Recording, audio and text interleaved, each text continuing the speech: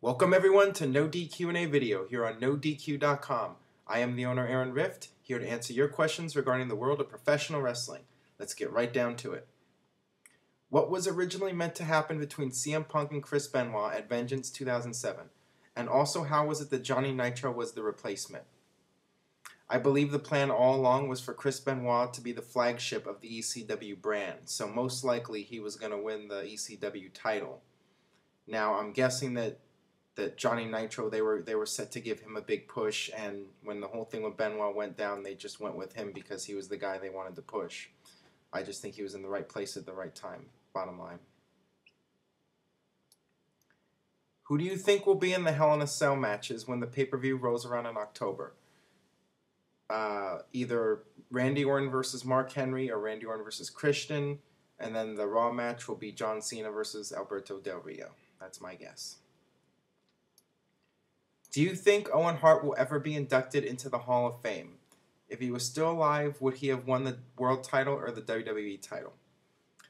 I think one day Owen Hart will, in fact, end up in the WWE Hall of Fame. You know, there's an old saying that time heals all wounds. And I think eventually either Owen's widow or the Owen Hart estate will give in and allow him to go into the Hall of Fame. Now, would he have won the world title or the WWE title? I think that's unlikely. As some of you may know, just before Owen died, he had got his dream house built, and he was looking on retiring in the next year or two from that point. So, I think he was on his way down. He was in the mid-card. He was still making good money. I just think he wanted to wrestle another year or two and then call it quits. So, I don't think he was going to be in the world title picture if he had lived. Hey Aaron, why did Vince not keep WCW and ECW around when he could have had more fans and more money and been there to look over all three brands? That's a great question, and we'll probably never know the full legitimate reasoning behind it. WCW's fate was pretty much sealed on that July night in Tacoma, Washington, when they had Booker T versus Buff Bagwell for the WWF title, as Scott Hudson said. And the crowd just booed them out of the building. And I guess at that point, Vince McMahon just said, WCW is not marketable, this is not going to work, and they just went in a whole different direction with the storyline. There was a plan for WCW to be its own brand, but I guess they were also trying to get a TV deal for a WCW show, and nobody wanted to touch it. So, yeah, it didn't work out with WCW. Part of it was WWE's fault. Part of it was out of their control with the whole not being able to get WCW its own TV deal. Hey Aaron, was wondering, what are your top 5 rivalries in wrestling of all time? Also, do you think we will see any great rivalries in today's age when it seems a feud only lasts about a month or two? Well, the Randy Orton Christian feud lasted like 6 months, so that was probably one of the top rivalries of 2011. My top 5, I always liked Hogan versus Savage in the late 80s. Of course, Austin versus McMahon, that would be my number 1. That was the feud that turned the wrestling world upside down, and it was something everybody could identify with, you know. Most people hate their boss. They could get behind Steve Austin. You know, they could live vicariously through him. So that was a great feud. Also, Bret Hart and Steve Austin was a great feud. And Chris Jericho versus Shawn Michaels from a couple years ago, definitely one of the better feuds. And I'll go ahead and say Bret versus Owen. I thought that was a great feud.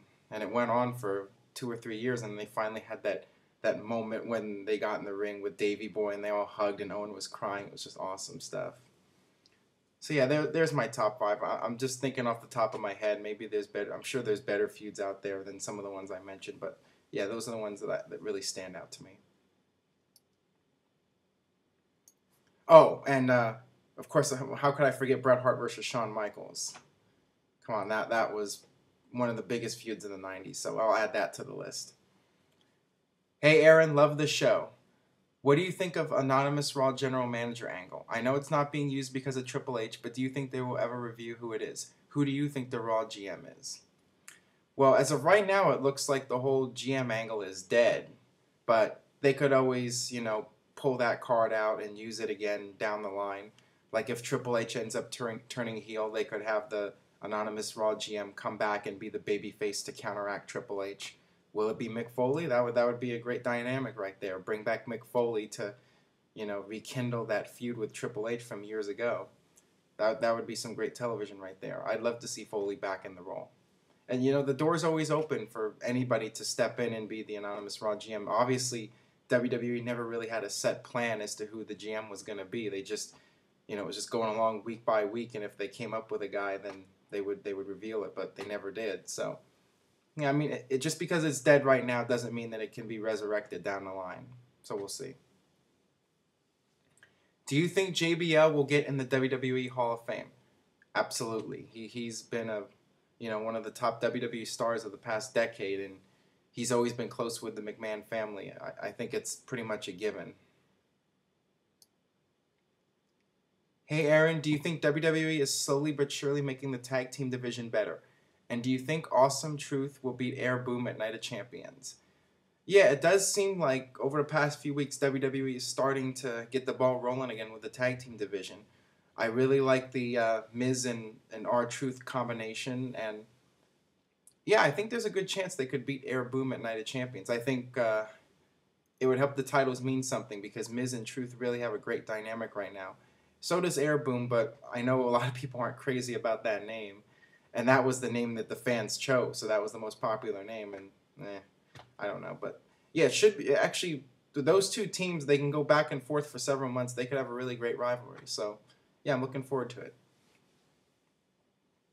Do you think it draws attention away from the product when Michael Cole tosses jabs and insults at JR and the King during Raw? It gets on my nerves personally.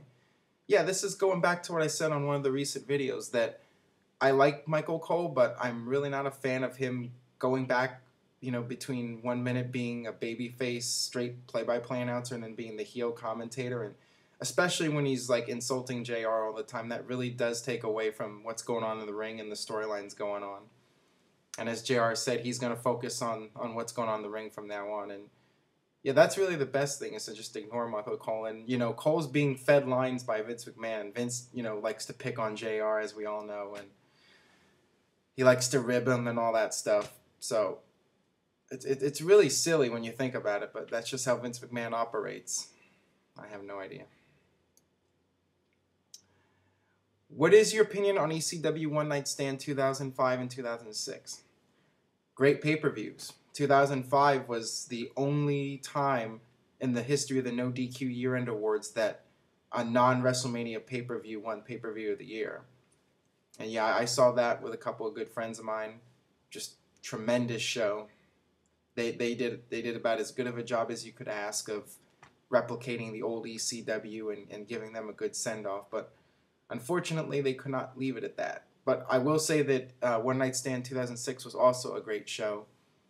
I was especially, everyone was really intrigued by the whole John Cena showing up to the ECW, their home, the House of RVD, and yeah, that just, the FU Cena chants, Cena throwing his shirt in, they keep throwing it back at him.